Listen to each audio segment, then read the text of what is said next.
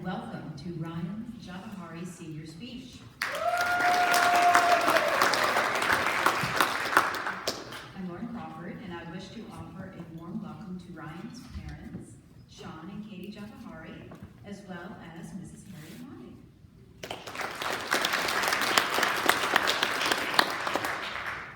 So, Ryan and I have a shorthand for something that represents excellence. This expression came out of a class discussion back in Spanish 3 Honors. We were delving into levels of communication and comprehensibility. You can be understood, but not express yourself fluently. So I showed an image of a horse with half beautifully and realistically rendered. The other half was crudely drawn, more like a stick figure, but still recognizable as part of a horse. Ryan's brain caught hold of this concept. He pondered the difference between the 2 sides of the drawing, and then he asked me how he could achieve the full good horse. After I could catch my breath again from laughing, I did my best to answer, and it seems that Ryan has been looking for excellence all along. He is looking for the full good horse. We know Ryan here at Brett as a bit of a scholar athlete. He plays varsity tennis and basketball and is a black belt in karate. He is a member of NHS and enjoys a game of chess from time to time. He proudly founded and helps maintain Brett's 3-on-3 basketball club. And with a few years of social, he's a pretty good dancer. A couple of internships and participation in Columbia County Youth Leadership helped him gain service hours and experience in the business world. Sounds like a full good horse to me, right, Ryan? But I don't know if this lifelong Bears and Bulls fan is satisfied with that. While he may be prone to procrastination, Ryan has plans and goals in life. I have observed Ryan's process in absorbing what he finds essential in a class, which he then uses rather creatively. During a role-playing activity in Spanish, he developed a dialogue with Russell as a couple experiencing difficulty at a therapy session. Somehow that simple activity manifested into a years-long skit that is still going. I'd rather say Ryan went above and beyond with that assignment. But as you're about to find out, Ryan has a deep-seated insecurity about something we all take for granted. Our handwriting.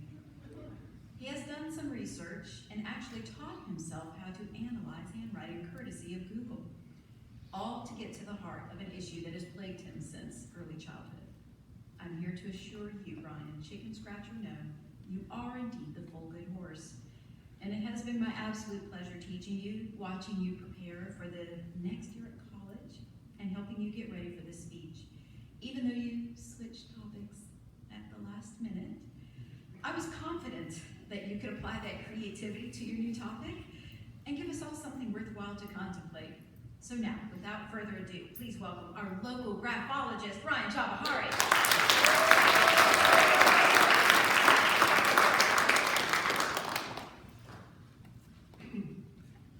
Thank you, Senior Crawford, for the amazing introduction and for being a great advisor the past 4 years.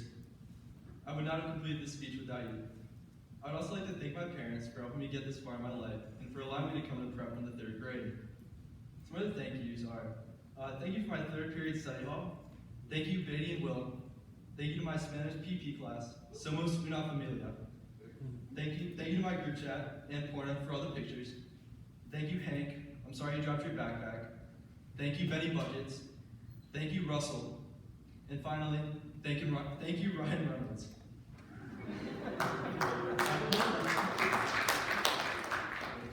My whole life, I have heard teachers and fellow students complain about my handwriting. You can't write on the board. How do you even read this? Oh, you need to take handwriting classes! And my personal favorite. Please rewrite this. It looks like a 2-year-old scribbled in crayon on a piece of paper. Depressed and concerned about my own well-being, I set out for answers. Was my handwriting affected by the pencil I was using? Should I write in cursive or in print? Did I actually need remedial handwriting lessons? How did my handwriting get so bad? Was it ever even good? Back in the 3rd grade, my friend Peyton Daggett observed my pathetic attempt to do assignments with a dull number 2 pencil. "Ryan," said Peyton, "maybe you should try a sharpened pencil." Okay, I thought. So I got a new sharpened pencil out of my Star Wars pencil case, and with high hopes, I began writing. A few seconds later, Peyton completely defeated my expectations when he bluntly told me, "Well, that didn't work," and walked away. So, my handwriting was always awful. Maybe my horrible handwriting stems from how I was taught handwriting in the first place.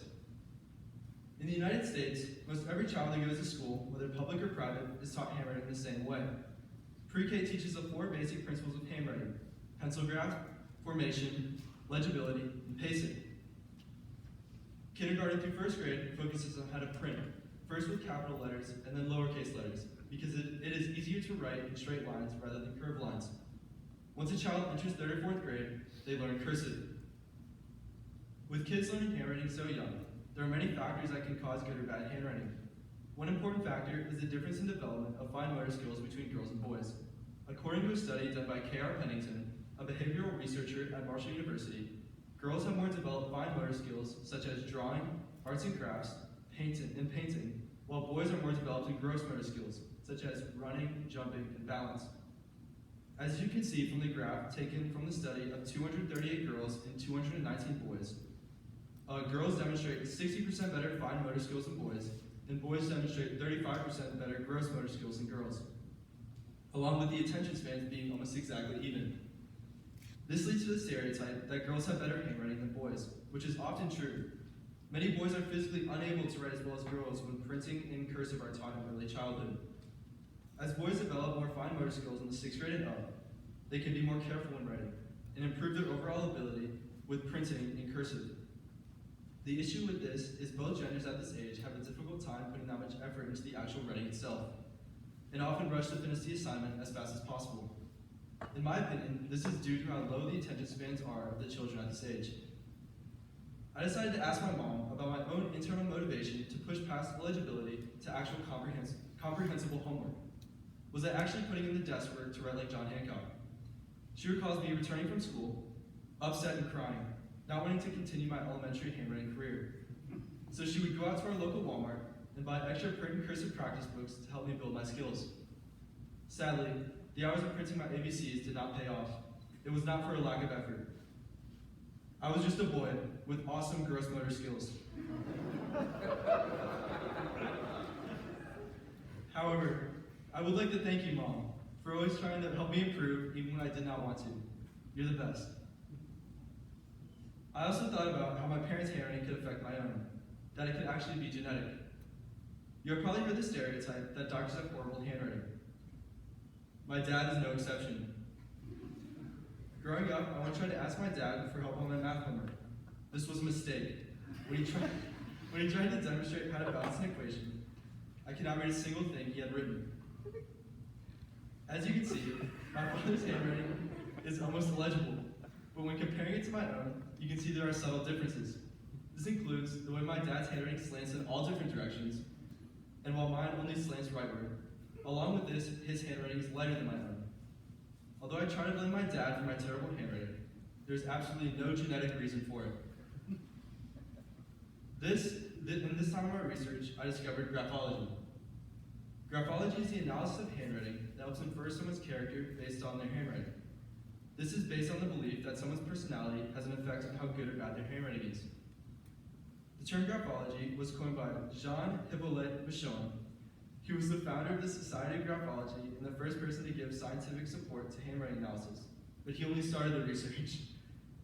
And the philosopher Ludwig Klages combined his studies of Michon's to form the true science of graphology.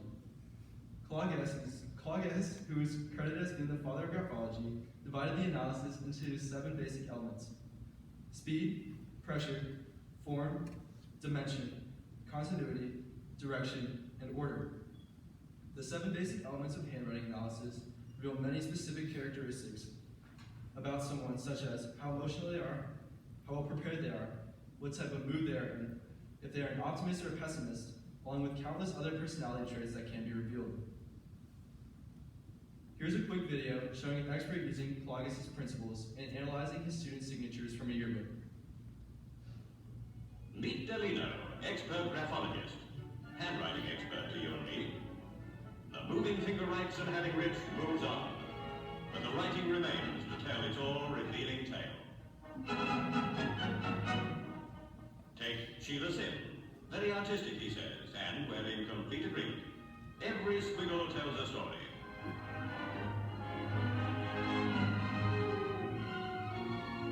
Gracie Fields, great determination. Francis Day. Yes, well, whatever the verdict, it had better be good.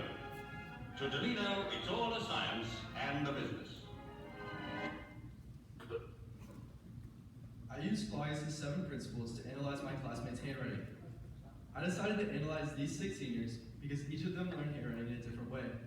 Pedro grew up in Brazil, where he was taught a slightly different way to shape his letters. Meme was homeschooled until 8th grade, so her parents taught her how to write. Charles was taught his handwriting at BDS. Russell was a life rep prep and learned his ABCs right here. Connor, who was taught at Atlanta Christian Academy.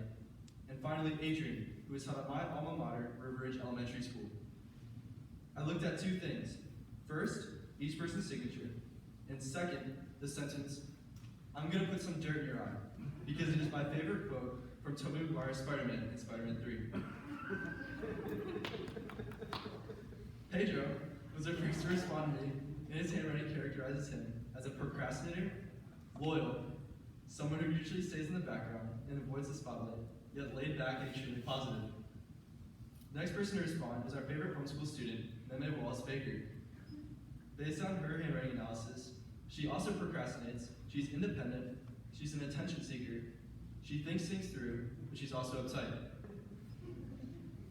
Chuck is next up, and his handwriting reveals that he is intelligent, independent, a very happy person, and optimistic about the future, and finally, Chuck is friendly to everyone, as you can see in the picture of him and Jackson Grotz. Russell's handwriting shows that he's a procrastinator, he's shy, he needs everything to be perfect, he's calm, and also loyal. Adrian, definitely an outlier in the stereotype that boys' handwriting is worse than girls, and the analysis of his handwriting reveals that he is slow and methodical, neat, and maybe a clean freak because he's also a perfectionist, and as well as being pessimistic and strong-willed. Finally, Connor's handwriting analysis reveals he is hyper-intelligent, very good with numbers, a perfectionist like Adrian, but an optimist, and everything has to be his way. After all this, I do not still have a definitive answer on how my handwriting ended up being so dreadful. While doing all this research and looking back on how I was taught handwriting, I began to question if this much focus on handwriting was even necessary.